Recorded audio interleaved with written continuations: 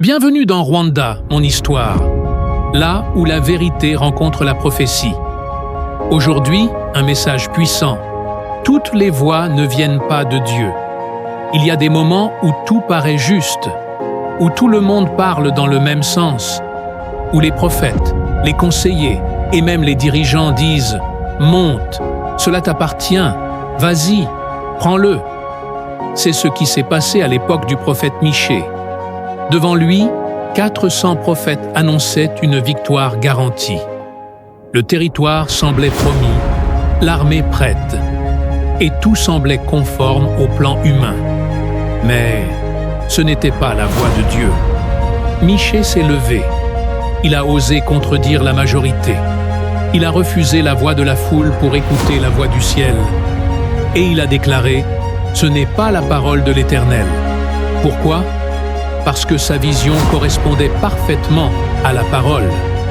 La vérité divine ne dépend pas du nombre de voix, mais de l'accord avec la parole écrite. Aujourd'hui encore, c'est la même chose.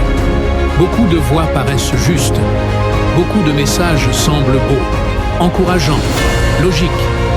Mais pour voir clair, il faut vérifier si cette voix correspond à la parole de Dieu. La vraie prophétie ne flatte pas. Elle confirme ce que Dieu a déjà dit. Alors écoute bien.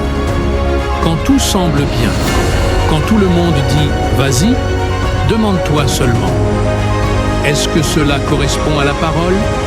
C'est là que se trouve la vraie sécurité. Et c'est là que Dieu parle vraiment.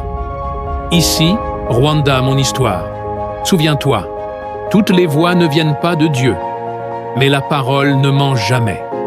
Si ce message t'a touché, abonne-toi à Rwanda, mon histoire, pour ne jamais manquer la vérité que Dieu veut te révéler. Partage ce podcast avec quelqu'un qui a besoin d'entendre que toutes les voix ne viennent pas de Dieu. Et surtout, lis la parole chaque jour pour reconnaître la voix qui est vraiment la sienne. Reste attentif, reste vigilant et laisse la parole guider chacun de tes pas.